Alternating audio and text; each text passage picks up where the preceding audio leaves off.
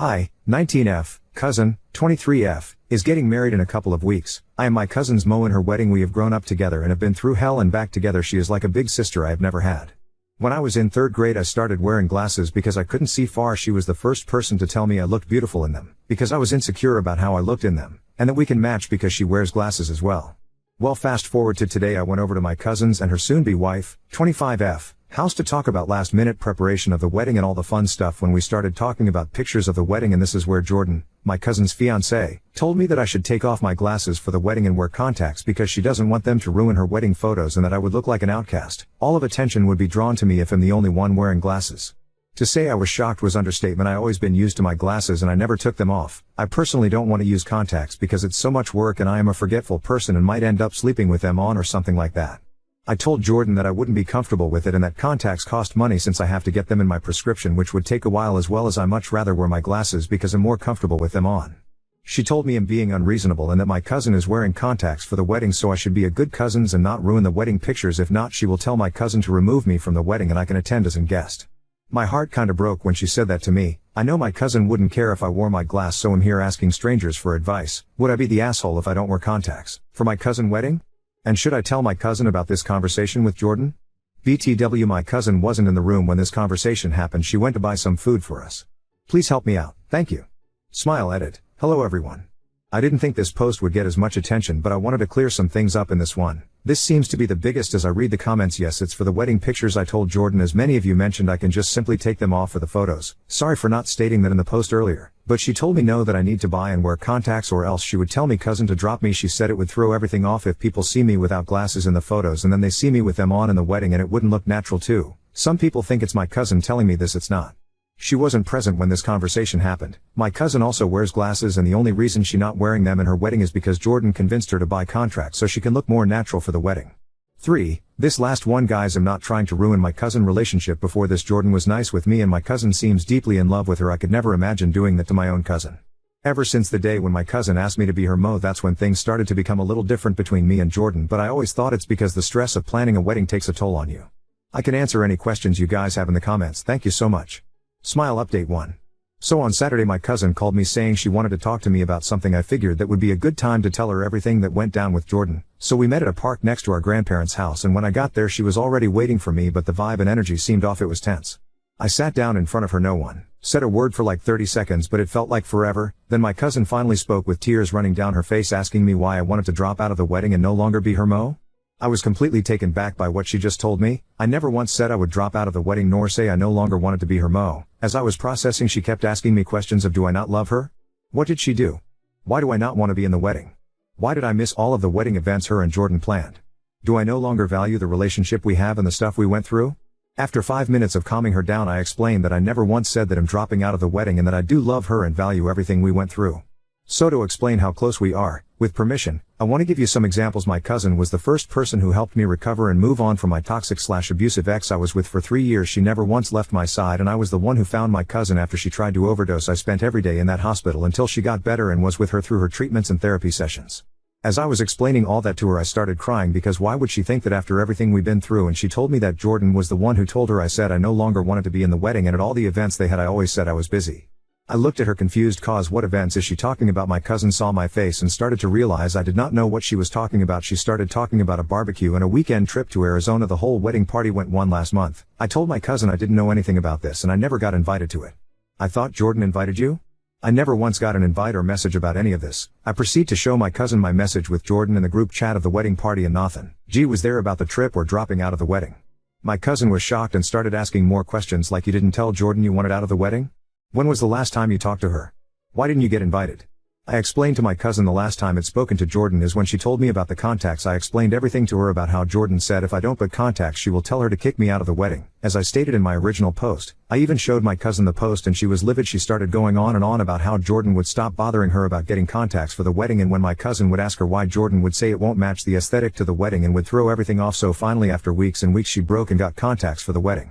My cousin looked me and said I could care fucking less if you wear glasses, it's a part of you. Hell, I would think you look weird and fucking unnatural if don't do it. And the fact she said that to you, out of all people, I'm not gonna stand for that. So after talking about an hour she left and I just sat there shocked after everything was said and done.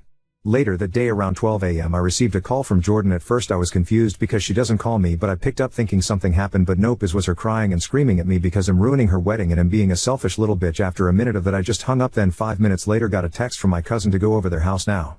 Once I got to house it was a mess, stuff thrown on the floor, painting broken, dog toys all over the floor, glass everywhere. It looked like a tornado and an earthquake double teamed the house. But anyways, I walked into where my cousin and Jordan are sitting, and Jordan and just crying and screaming. Once she saw me she started yelling at me and calling me every name in the book. My cousin had to tell Jordan to shut the fuck up, and once she did everything came out in the open. Basically Jordan doesn't like me and hates that me and my cousin are so close. She's been telling lies to my cousin about me to get her to hate me, as well as try to take my cousin from the family so she can have her to herself. To which Jordan yelled out, "How the fuck am I supposed to know you don't like her or fuck her? No cousins are that close." To which my cousin said, "This ain't fucking Alabama, you crazy bitch. She my cousin, we grew up together, you fucking idiot. She was there when I was dying. Where the fuck was you? Just because you have a fucked family doesn't mean we do." After that the night was blur. I was extremely tired and just wanted to go home. My cousin came with me and she'd been staying since that night. Jordan had been blowing up my and her phone asking for forgiveness and to give her a second chance and wants to make things right, but I told my cousin if she wants to go through with the wedding it's up to her. Cousin, I know she loves her. They've been together for 4 years now, so I know it can be hard leaving someone you gave your heart to. I'm so sorry for the long update, but that's what's been happening. Thank you to everyone who gave me advice and helped me realize that I wasn't being dramatic or overthinking and it was more of a deeper issue. If anything else happened I will update again, hopefully not, but we will see again. Thank you for reading and commenting. She should never speak to her again for her own safety. Mental Woodpecker 300, this right here. Jordan destroying the house on a rampage is a huge red flag and shouldn't be overlooked. People like that don't usually stick to just objects. She could end up getting violent with Op's cousin. Oop, good morning. Jordan was the one throwing the things and made the mess in the house when my cousin tried to leave. That's why my cousin called me to come over in case it got to a point where she couldn't calm her down after ever. Why thing came out anything we said. Jordan got more irritated, so that's why I took my cousin to my place and she has been staying with me. Update 2. It's been a long few weeks, good and bad, so I decided to give y'all another update. Starting off with the bad.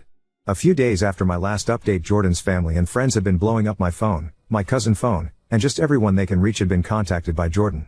It went as far stalking and breaking into my cousin's house.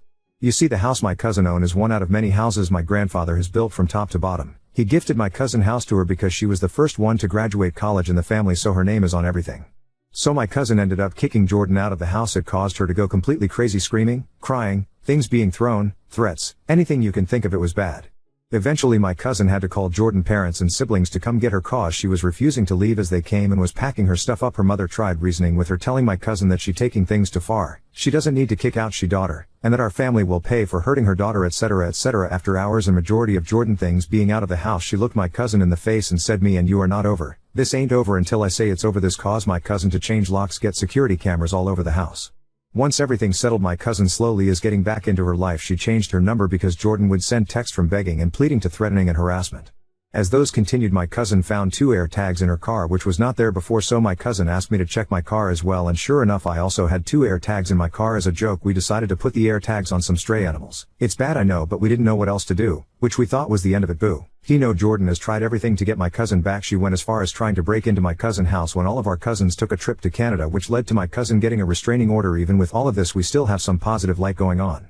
Let's move on to the positive. So I'm in Tia now, and my brother and his girlfriend had a baby, so I have been helping around with the baby and just setting into my role as a Tia now. I feel old, and guess what, a wedding did happen. No, it wasn't my cousin and Jordan, it was my grandparents. They renewed their vows to each other on Friday, which happened to be their wedding anniversary. My cousin decided to give everything to them because it was already paid for, so all she had to was get the names changed, and since she had all of our family fly out from Mexico in different states, she didn't want to waste it.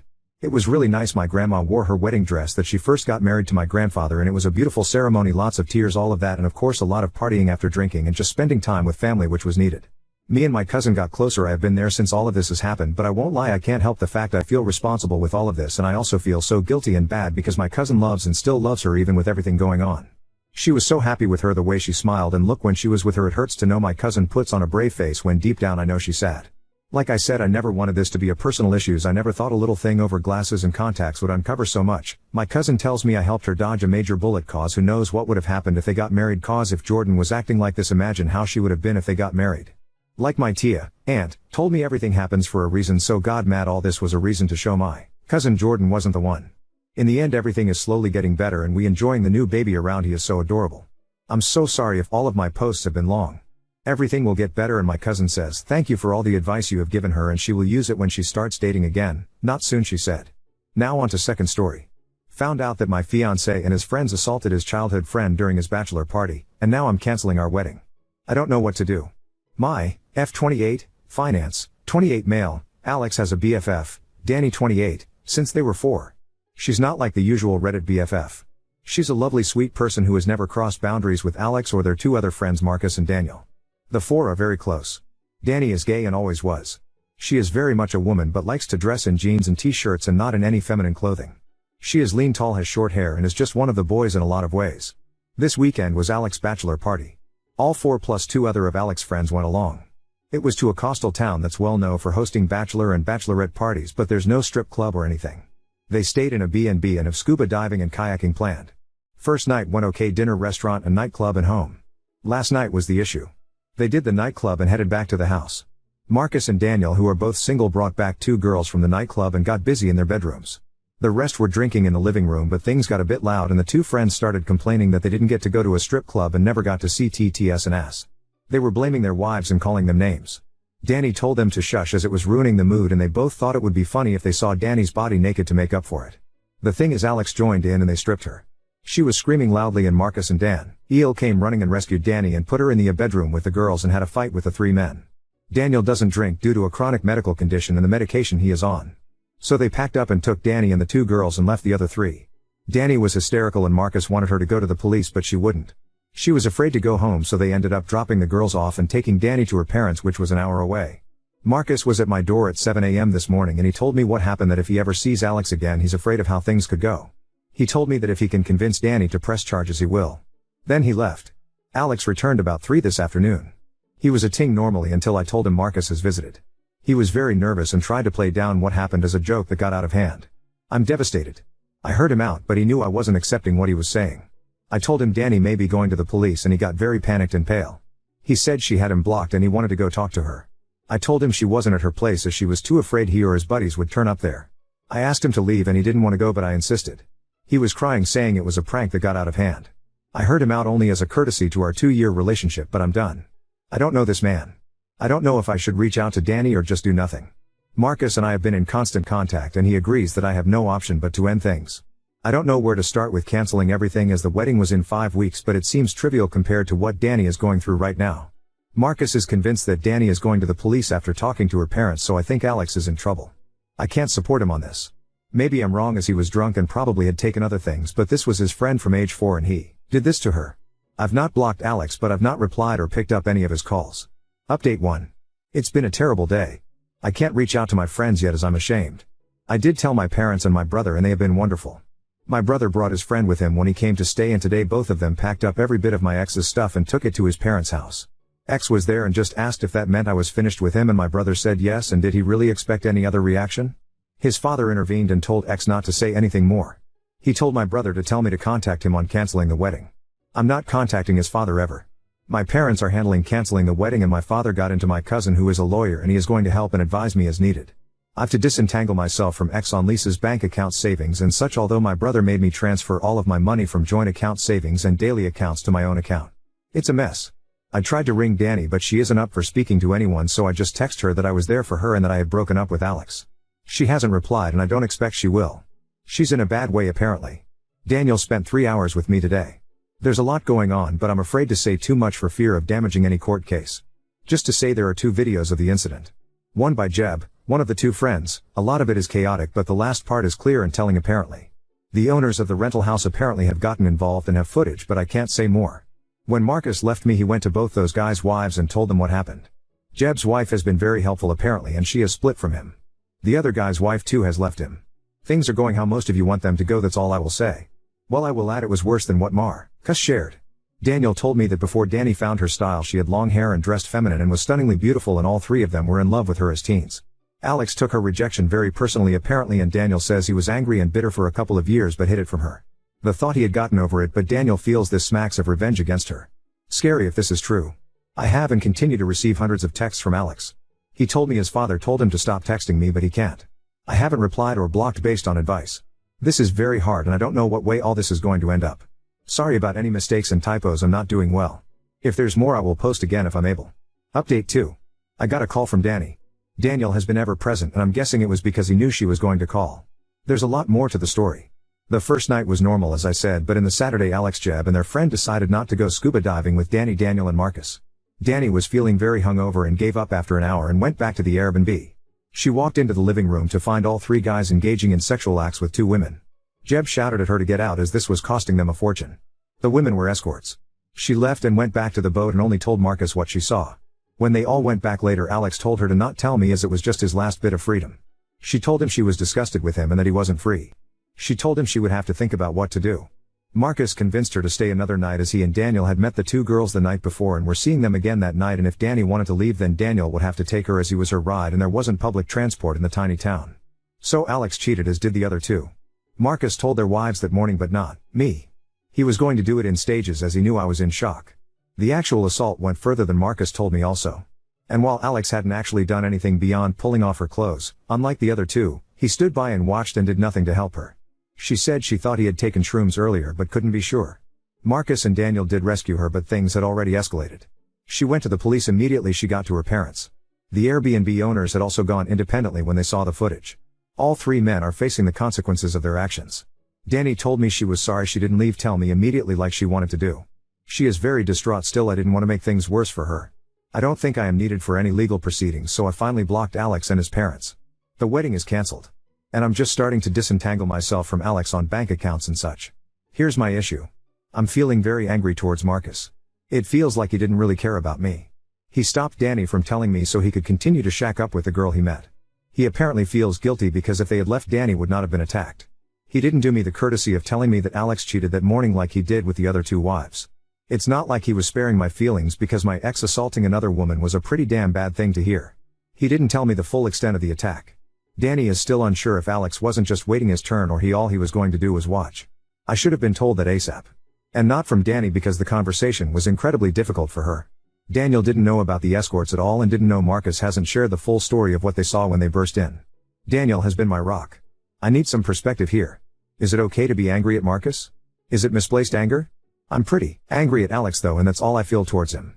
Can anyone give me a different perspective I'm missing? Marcus and I had been in constant contact. He's already back at work, so it was messages/texts and occasional calls. He actually visited last night, but I didn't open the door to him. Daniel is saying whatever I feel right now is okay. But I think he's just placating me. I don't know who to trust anymore. I don't have to have any more contact with Alex and think the case will move along without me. I'm thinking of telling Daniel that I need a break from him and Marcus and that group of friends. Danny and I have said we will stay in touch, but I can't see us being very close. My best friend who I finally confided in thinks I should just step away from them all now for good and try to move forward. My parents agree and think it's necessary for healing. My brother thinks Daniel has been nothing but great and I shouldn't cut him off. But they all seem to be a package deal, but without Alex now obviously. So I think it's probably all or nothing. What should I do? I don't want to be ungrateful, but a clean break feels right.